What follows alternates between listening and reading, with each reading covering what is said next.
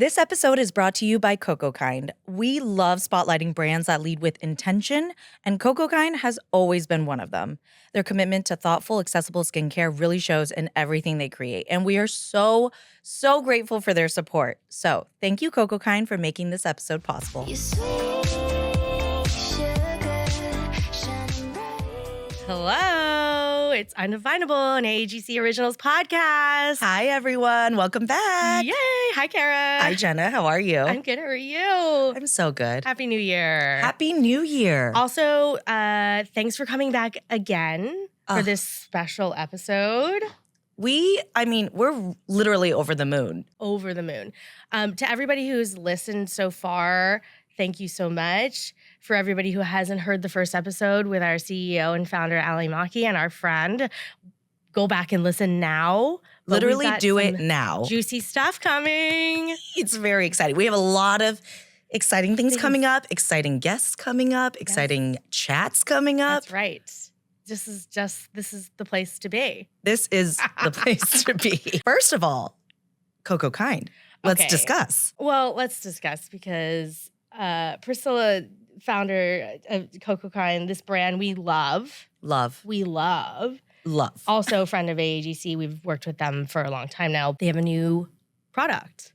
This is the Milky Soft Face and Body Cleanser. We love a 2-in-1 because this is face and body. Well, it's actually amazing about this product because Coco Kind basically put all the best ingredients. Yep. You know how they always say they market that body and face, you should be using different cleansers? But that's actually not the case if you're actually putting good ingredients in both. So they basically, put amazing ingredients that people use for their face cleansers into like a larger size body cleanser. So you're getting the best things for both. What a dream. It's so smart. Thank you to Coco Kind for being our presenting sponsor today for this very, very exciting episode.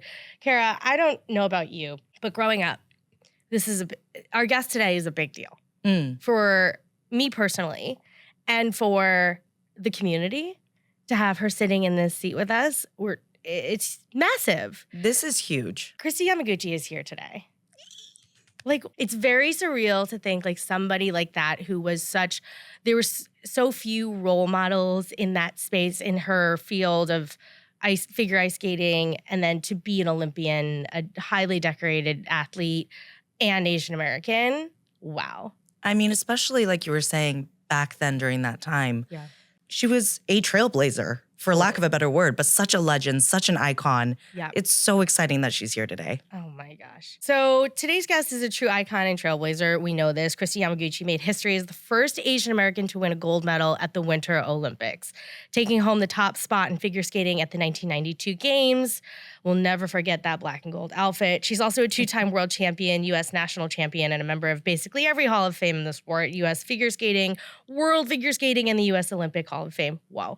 So beyond the rink, Kristi has continued to shine. She's the recipient of the Jesse Owens Olympic Spirit Award and the Heisman Humanitarian Award for her incredible work with Always Dream, the nonprofit she founded back in 1996 to support early literacy for children and families in Northern California and Hawaii, and it's still alive and well now, Always Dream. She did a decade of touring with Stars on Ice, and she won season 6 of Dancing with the Stars. Oh my gosh. She was incredible that season. It's so good. So good.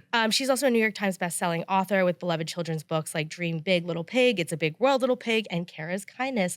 And we are so beyond excited to have her here today. Please welcome to the one and only Kristi Yamaguchi. Kristi, welcome. Hi, Kristi. Hi. Thank you for coming. Oh, my pleasure. Thank you for having me. Oh, such an honor to have you here. I was telling Kara before, like, it's so wild to have somebody that you grew up watching and idolizing and cheering for, like, in such a big way in our society and culture in that time, literally sitting in front of us. Mm-hmm. Thank you. Such an Thank you. Very nice. Thanks for coming. We're so excited to talk to you. Usually, I like to start things out by just finding out what little Kristi was like. Little Kristi. Definitely grew into who I am now, like we all do. But I was very shy, timid, kind of, I always say I was like the mousy little uncoordinated kid. Uncoordinated? Yes. Uncoordinated? That is such a specific word I know. for I you. still feel uncoordinated in a lot of Wow. ways. Wow. But yeah, somehow I was very fortunate to find skating. I tried many different things. Did your parents make you like put you in a lot of activities and you kind of had to find it, or you were like, I'm looking for something? Like They tried to see like, okay, what is she gonna like? And I had an older sister too, so I kind of followed along whatever she did. All the different activities: soccer, gymnastics, whatever, Yeah. baton twirling. But Love a baton twirler. yes, Very athletic. Love a baton twirler. Which also requires a ton of coordination. Yes. Oh yes, and that hand-eye coordination I totally did not I have. don't have that. So yeah, tried a lot of things, but then I was the one who kind of said, I want to try skating, and begged them to take me there and wanted to keep going back. So I think they're like, oh, she actually found something. What about skating was it that made you want to try it? Or like, did you see it or see somebody doing it? Yes. Yeah. I mean, my sister did it for a couple months and then she's like, okay, I'm over this. But I still wanted to try it. And I saw a local show, the little local rink where close to where I grew up, put on these amazing, like professional level shows for a tiny little, local rink. And they would bring in guest skaters and do lighting and like really nice costumes. So it was, for a little kid, 6 years old, it was pretty magical. It was like watching the ice capades, ice follies, that level of production. And it was just magical. And I think it's like, that's what I want to do when I grow up. So it was never ever about the Olympics or being competitive and stuff like that. It was just like, I want to be an ice show skater. Yeah. Wow. It was the costumes maybe that got me into it. Hey, I always say. what little girl doesn't love a sequin? Right? Or a rhinestone? Mm-hmm. I know. So, okay, you're on the ice now. This is like a hobby, but this was the dream. Like you wanted to be on the ice for you as your career growing up. Yeah. Okay. Yeah. And then at what point did you get like serious about it? Was it like right off the jump, or were they like, oh, she's kind of good at this, or she got good at this? Mm-hmm. Definitely not right off the jump, but it was for fun. Was enjoying it. Starting to make friends and started competing locally. About 8 years old, and that's kind of when I started to learn. Oh, like I want to place. I want to get a medal. I want to. I have to do as much as that girl in order to do these certain things. So I think that's when my competitiveness kind of started to develop. But it wasn't maybe until middle school when it started to get more involved, like going every day and before school and sometimes after school. But I mean, it's still pretty young. It's like, that's 11, really 12 years young. old. Yeah. Mm-hmm. Yeah. I had a friend who was an ice skater and wanted to go pro, I guess, and she would go like before school every morning for like 3 hours. It was so intense. Wow, And the level of commitment that takes, truly. And also at that age, your parents were always very supportive. Yes. Yeah, very. I mean, obviously I couldn't get to I the mean, rink that's on what my own. Exactly. And luckily, they kind of didn't know what they were in for when indulging me in this whole thing. But yeah, my mom even now will say, yeah, she was pretty self-motivated because my coach was very disciplined. And it was like our sessions start at 5 a.m. And if we were on at 5:01, the parents got the talking to. It's like set your alarm 5 minutes earlier so that your kid is on the ice by 5. Oh wow. And so, we would, get flack too if we're taking too long to get on the ice. So you got to put on your skates. You got to, you gotta wake up. It's a process. Blah, blah, Yeah, you got to blah. count backwards then all the time. Yes, yeah. I mean, sometimes I was like so petrified of being late. I was putting my skates on in the car before we even got to the rink.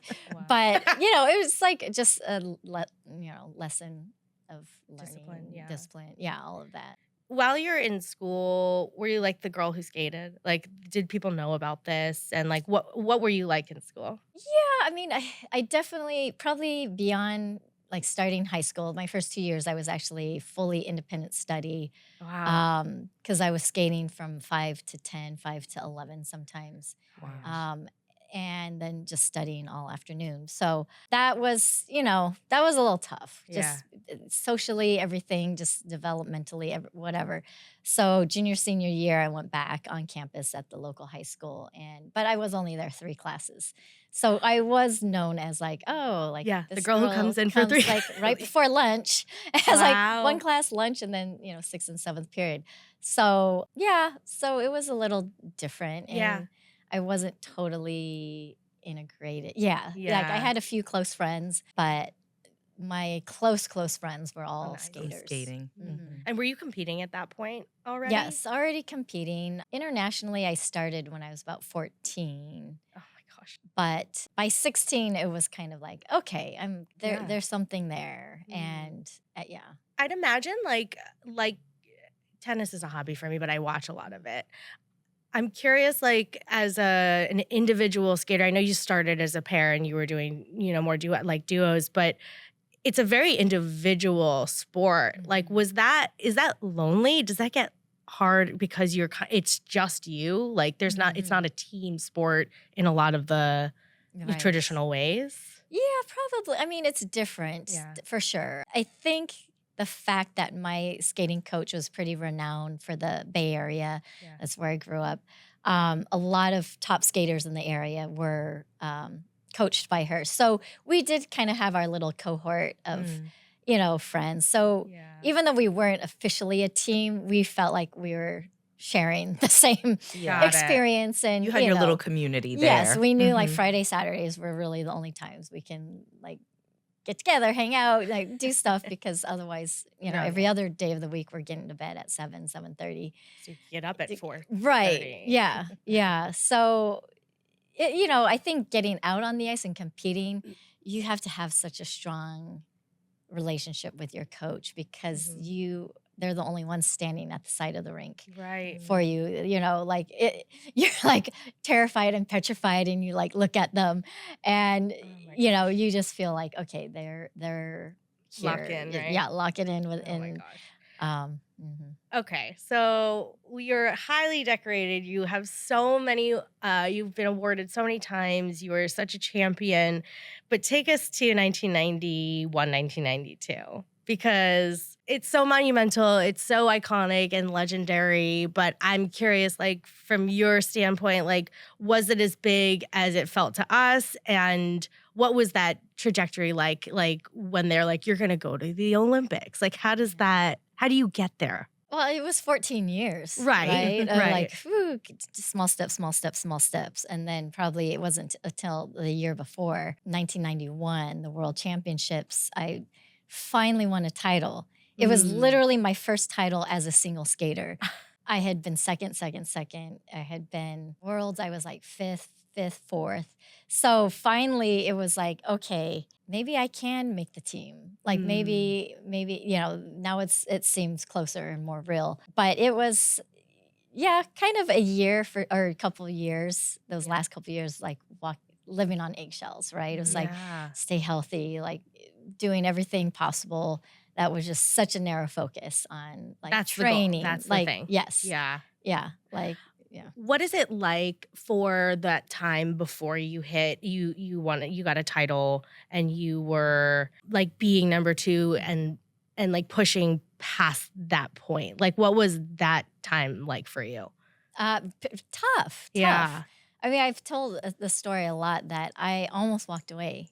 Like a year, 12, 15 months before the Olympics, because it was my third year in a row at the U.S. Championships getting second. And I started to doubt myself. I was feeling the pressure, like comments from officials, comments from judges, comments from, and they're all, trying to help and like, oh, she needs to do this, or maybe rethink this music.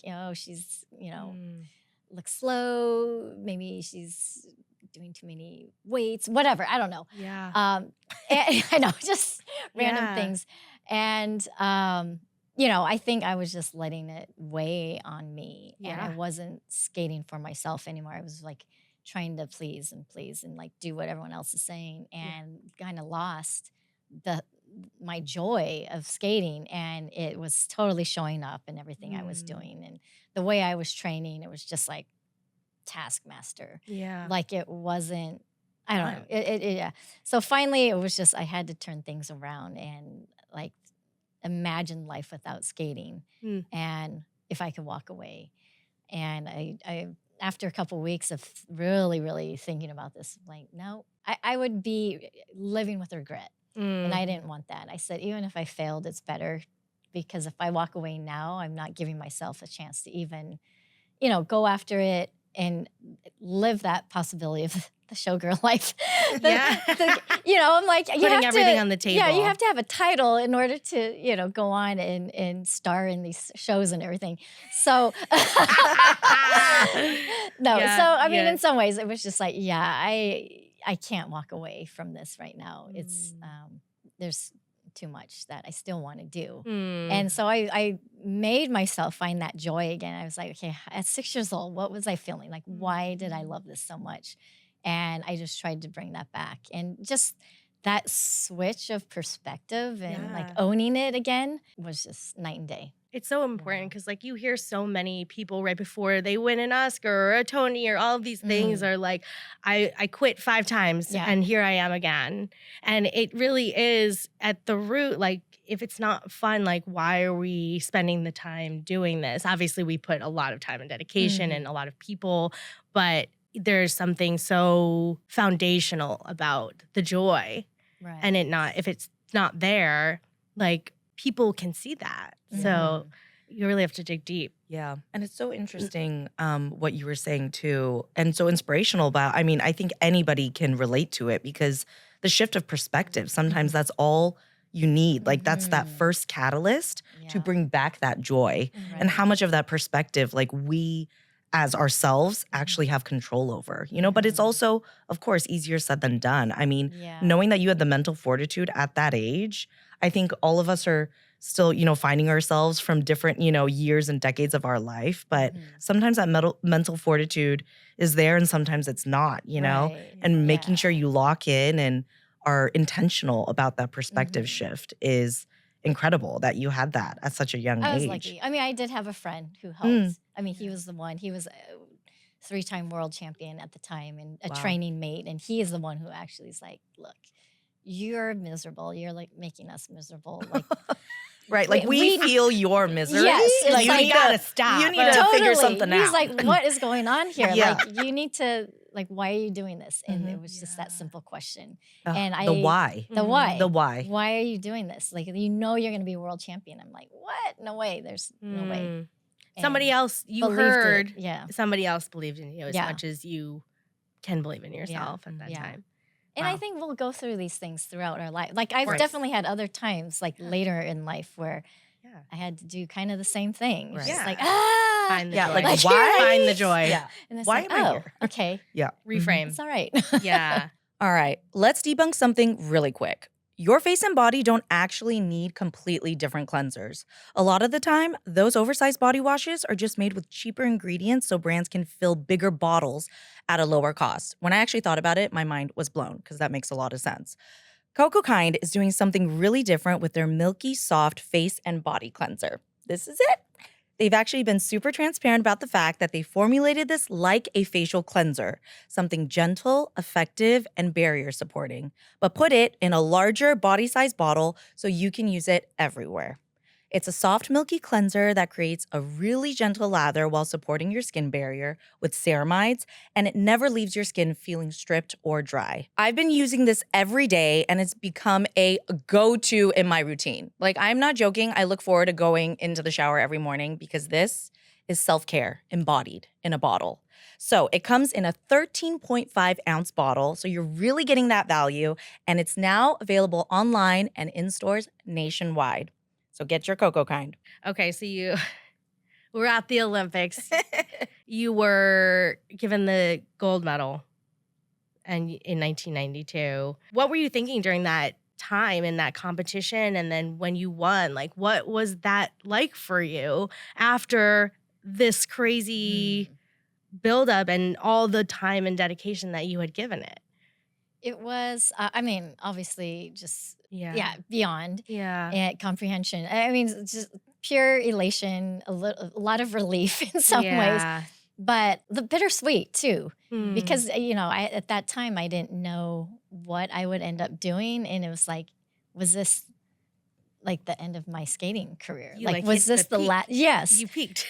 Was this like my last moment on competitive ice, Wow. and what's going to happen after, Mhm. right? So a little bittersweet, but Yeah. at the same time, just pure elation and joy. And, I think just so much goes through your mind. Like I pictured my idols, like Brian Boitano, like Bonnie Blair, Dan Jansen, like having their moments on the podium and like thinking, wow, I can't believe, this is crazy. Wow. Big honor. It was a big honor. Yeah. Yeah.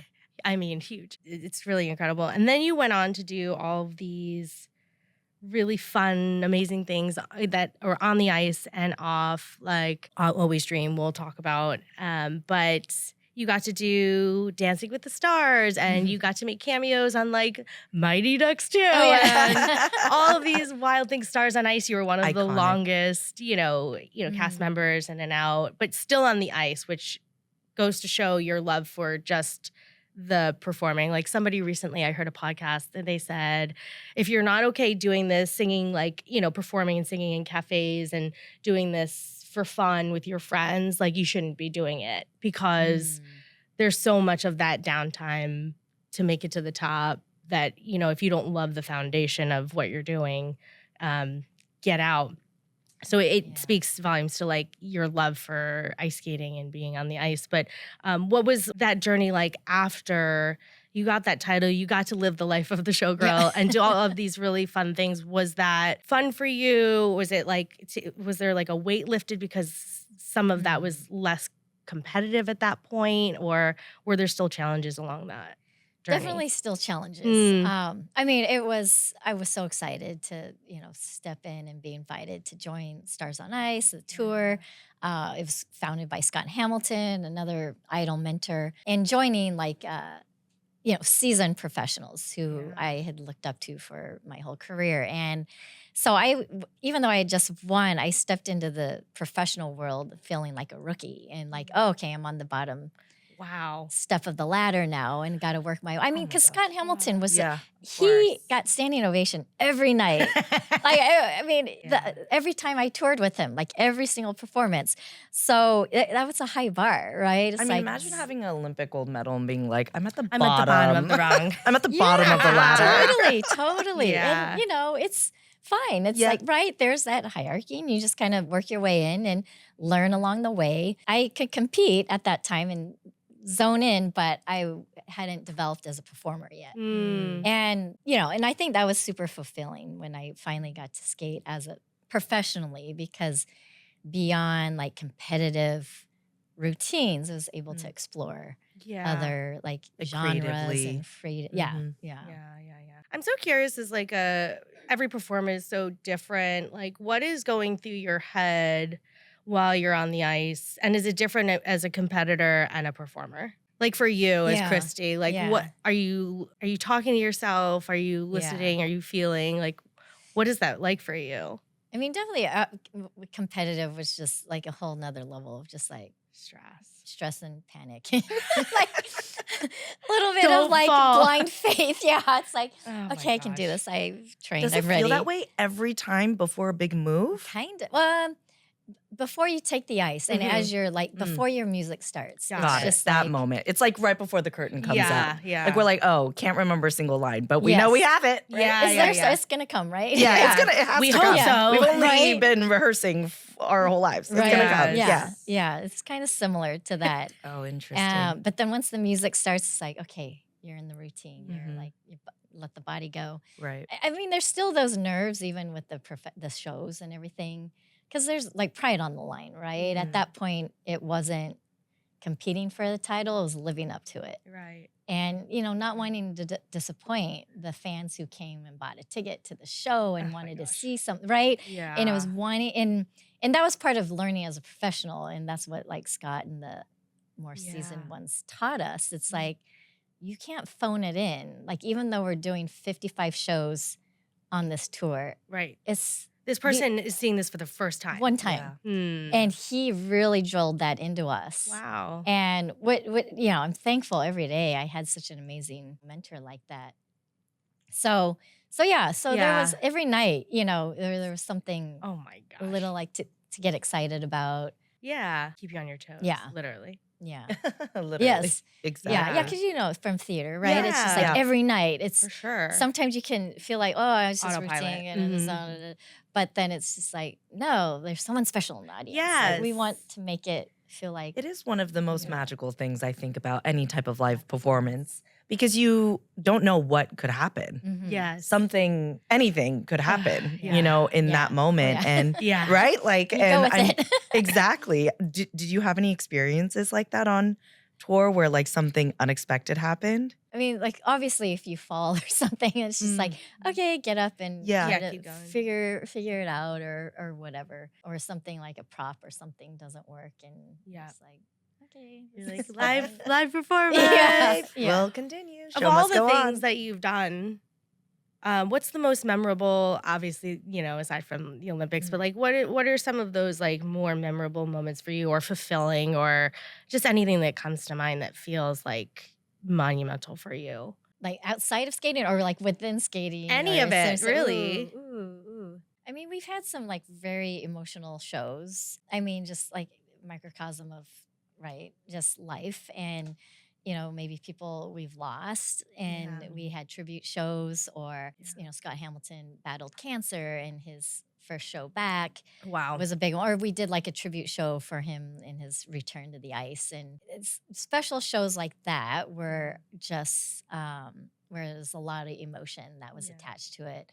Yeah. And people skated unbelievably.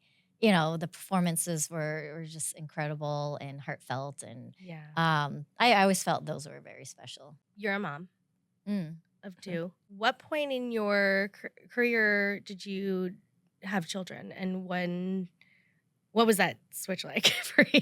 Yeah. Pretty I mean, I think I was just really fortunate timing wise, because I toured for 10 years. Yeah.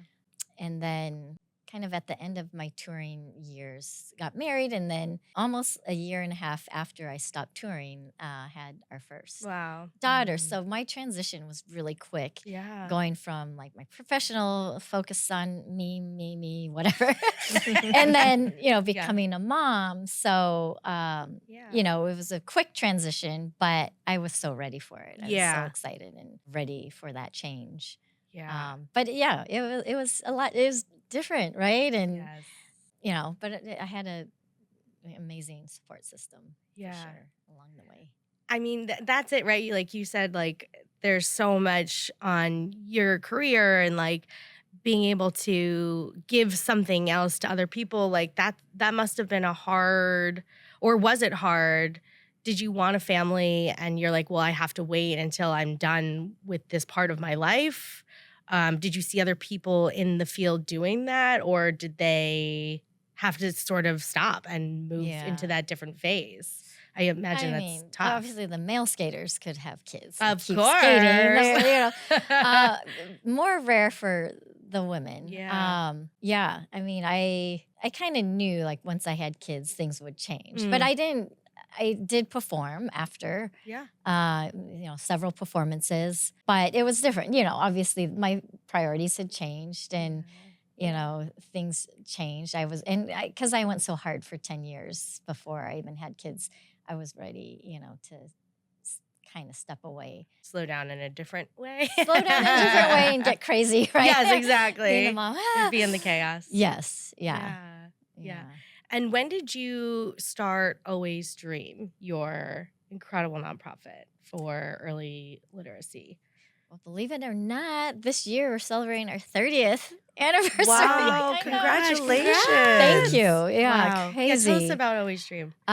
So Always Dream, our current mission is to provide children and families in particularly underserved communities access to high quality books and family engagement support. And we're not teaching the kids how to read because our focus is 3 to 6 year olds. We're really helping the families to engage with their children at home, to really create a literacy-rich environment. It's the foundation, and it's where they're developing that love of books, that love of reading. And I'd always wanted to do something with kids. And shortly after the Olympics, when my mom and dad, who've always been very active in the community, just asked, like, okay, you've been so fortunate. What are you going to do to give back? And at 20, I'm just like, what? I don't know. Like, I don't even what know. What do you mean? I don't even know what I'm doing with my own life yet. But it was a good plant to, or seed to plant. Yeah. And, I started thinking about things. I had the fortunate opportunity to work closely with the Make-A-Wish Foundation. Yeah. Opened up my eyes to possibilities out there, and then formed Always Dream. So, yeah, it really turned into my passion that in the focus that post-Olympics. And I can't believe it's been 30 years. Oh my gosh. But it's definitely, the legacy beyond that, really wanted to try and leave. Yeah. Wow.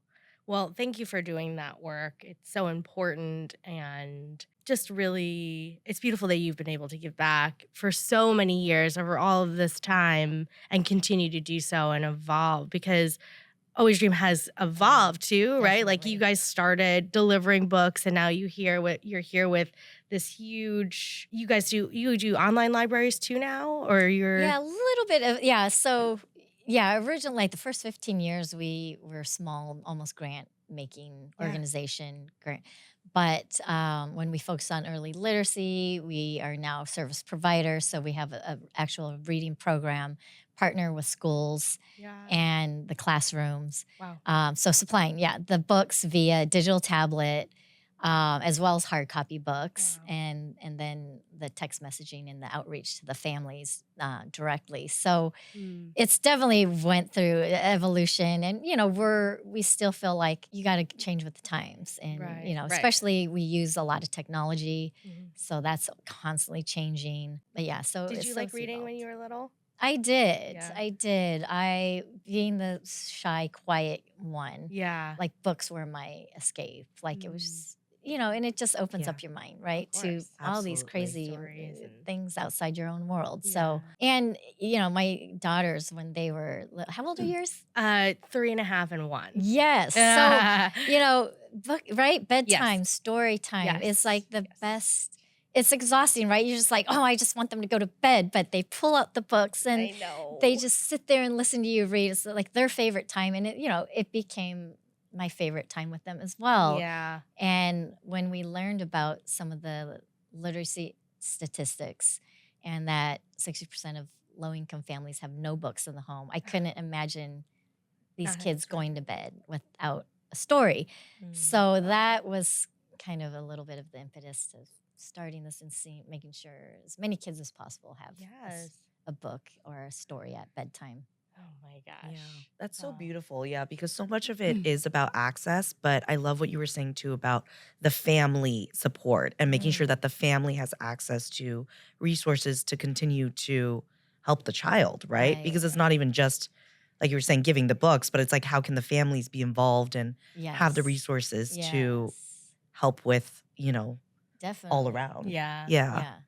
Really, really cool. Because they're the first teachers at home. That's right. Right? And at 3-4 years old, the kids aren't reading themselves, but they're hearing it from the amount of words and the vocabulary is, is all being formed in those first few years. They're so important. Speaking of legacy, you said that you want Always Dream to be, a part of that legacy. What do you want people to take away from what you have accomplished in your life and your journey? Like, what do you want people to remember about you and to maybe know that they may not know about your journey and trajectory? Well, I mean, one thing about maybe not knowing is, they see the shiny ending, right? The successes. Like that's what people see. And I mean, it's kind of a snippet of like what social media is now, right? It's like, that's not real life. It's just like the best parts of someone's Yes, life. it's such a glamorization of Yeah, what life is. and in sport, it's like that. You see the glory moments, but there is a lot of challenges, obstacles, overcoming, downs, along the way. But I don't know. I mean, I think just hopefully leaving something positive, some impact that maybe there was positive change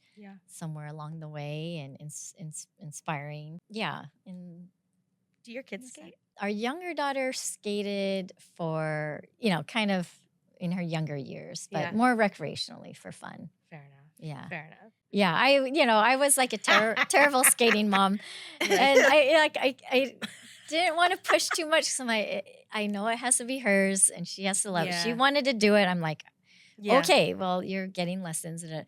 But her coach was Rudy Galindo, who was my pair partner all those years. Oh my gosh. And so there were moments where he'd be teaching her and I'd be texting him like, Rudy, make sure she checks her arm. Like her arm is down on that. He's like, I know. You're like, get out of here, Kristi, get out of here. Oh my gosh, that is so funny. Yeah. I am like, oh, sorry, Rudy. Okay, I'll let you do your thing. Yes. But I'm like, she'll listen to you. She won't listen to me. I don't think you could be her teacher coach. Oh yeah, the mother-daughter thing. No. Do that. Yeah. Speaking of the children, younger generations, people who are pursuing things that are big careers, hard, challenging in some way, like what is some of the advice that you would give them and somebody who wants to pursue a career like yours? It's just set your goals high and like have a dream, whatever that dream is. Keep that as your North Star, whatever. And then just like set smaller goals for yourself. I mean, when I was 6 and even 10, 12, I wasn't thinking of the Olympics. I was thinking of, okay, at the end of this year, I want to be competing at this level and I want to be landing the double axel in my routine. But how do I do that? Okay, I need to work on it now so that in 4 months, it's in my routine and that at the end of the year, it's consistent, right? So, little steps along the way, no matter what area in your life you are, it's getting some reward and self-satisfaction along the way because it's overwhelming, right? A lot of things and goals in our lives or deadlines, this, that, and whatever, but it's just kind of giving yourself smaller, immediate goals that are gratifying. Little bets. Yes. Yeah, I like to call them. That's and like celebrate them. It's fine. Like I think especially in the Asian American culture, it's like, you don't get too excited about things. It's just like, okay, keep moving. But it's like, okay, you have it's to celebrate those. Feel good, whatever, and move on from that. Totally. Yeah. In the culture, I feel like we're so about like living in the future, right? It's like you hit a goal, but then it's like before we are even present and like, oh, we did this thing. It's about, okay, now what's next? Right. Like, okay, now we hit this goal. Okay, so now what's next? What's next, Yeah. So like to stop and smell the flowers, I think is such good advice, really, Just go or else it just flies by. Totally. Yeah. And then you're just reaching for this thing that's like, why am I doing this? You have to like check back in about the why. That's right. Yes. Check back in about the why. Okay, we have a little rapid fire for you. Okay, the favorite ice rink you've ever skated in? Ooh. I mean, there's something always magical about Rockefeller Center. I mean, it's hard to say. I mean, I've never performed. Well, actually, I have performed there for like the Today Show, but then it's there. just it's pretty magical. So there. special. I mean, that's gosh. just iconic. Wow. Triple Lutz or triple toe? Ooh, I say triplets. Morning person or a night owl? I would always say morning because I'm more productive in the morning. Like Yes. come evening, it's just like I'm just like zoned out. Yeah. Okay, same. Coffee or tea? Tea. Favorite snack after practice? Chips. Yes. Really? What flavor? Do you have like any kind? Like any okay, chip? right now, salt and vinegar. Salt and vinegar. Love salt. Oh, and vinegar. jeez. Good, Yeah. good. Reading time with kids, picture books or chapter books? Ooh, well, it depends their age, I guess. Like picture books for sure. Yeah. For little ones, but my kids loved being read Harry Potter when they were like middle school. What a Great good one. choice. Yes, right. Great so choice. before they were allowed to see the movie, they book. had to be Yes. get through the Harry Potter book. Yes. Better And anyway. that is the way it should Like read simply aloud, be done. yes, Yes. Also, Oh, books so before films. Yes, Okay. yeah, Traditional reading or audiobook? traditional. Yeah. I saw that coming. Best way to spend a Sunday, cozy at home or out and active? Oh, I kind of like both. Like start active and then be cozy. Okay, fair enough. If you could learn any new sport tomorrow, what would it be? Good question. Good question. Yeah. And like be good at it or just learn it? I think just learn it. Just learn it. She's That's so a competitive. That was such a competitor question. I like to be both. bad Yeah, at it. like just enjoy it leisurely or Yes. absolutely Okay, dominate. snowboarding. Snowboarding. Oh. I used to snowboard. Have you ever Speed is your tried? friend. No, I've never tried. Oh. Those first few runs. I know, are that's what I heard. Yeah. brutal. Well, I can imagine also somebody who's used to, because skiing would be closer to skating, right? With having both of your feet, but the snowboard on one board. Yeah, like totally being It's grounded down. Oof. It's fun though. It's fun. Okay. Biggest pinch me moment of your career. I mean, Olympics. Okay, fair enough. I gave you that one too. Yeah. Yay. Yes. We knew it, but just in case, if you Just had in something case. else, hiding it up your sleeve. Okay, it's time for the AGC hotline. We had a few questions from our, audience, listeners, community members. Okay, for young skaters or really anyone who feel like they have to choose between excellence and happiness, what would you want them to know? Wow. Ooh. I mean, we talked earlier Yeah. about the joy. It's not always going to be fun. I mean, there's discipline and determination involved to reach excellence, right? It's not an easy, smooth path, but I think finding resilience, building that up, and realizing that, okay, with every failure I have, it's not going to kill you. You're going to survive it and move on from, or find a way to move on from it to become stronger and better. So, yeah. What were your hobbies other than skating growing up? Did you have any? Did you have time for any? Reading. No, a lot of reading. Yeah, reading. Reading yeah. is totally Yeah, a hobby. yeah. I mean, I'm a huge hockey fan, so. Oh. Both of us. Oh. Interesting. Interesting. Okay, two more. These are good. If you could go back and talk to yourself right before a major competition, what would you say now? Oh. Knowing what you know. I don't know. I mean, I was like, I wouldn't want to change much because just happy the way things turned out. And Right. It seemed like it was so by chance. But I mean, I think I would just say, enjoy the process a little more. Just enjoy, Have fun out there. Yeah. Try. When you watch skating today, what excites you most about where the sport is going? Ooh.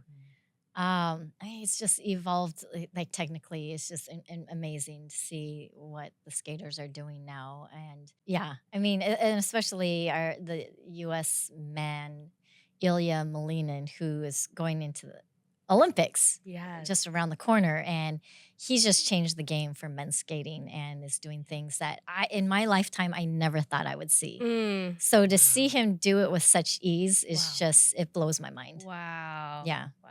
Are you going to the Olympics? I am. I will be in Milan. Wow. Not the full time, but for about 10 days. Wow. Yeah. So What's it like that's going back exciting. to the Olympics, like after your experiences competing? it's so fun. I mean, it's so fun because it's like, I can enjoy it with Yeah, I was like, as a pressure. spectator, it's I mean, I would Yes. Totally imagine. different. Yes, Yeah. but it also bubbles up, the feelings and the emotions because you know what each It's like athlete is sensory. going through and like what those moments mean for them. And but it's like tears all the time because you're so excited for what they're going through and happy for them. Yeah. It's emotional. Yeah. I mean, like you said, you know how much blood, sweat, and tears goes into every single, process and journey. Person and, Yeah. Wow. Well, we are so beyond grateful that you spent this time chatting with us and sharing your story. My pleasure. Thank you. And you're such an inspiration to so many, and you've paved the way for so many people in our community, athletes, women, really phenomenal. So thank you so much for being here with us today. Thank you, Kristi. Thank you so much. Very excited. Thank you to Coco Kind for our wonderful support for this episode, and come back next week.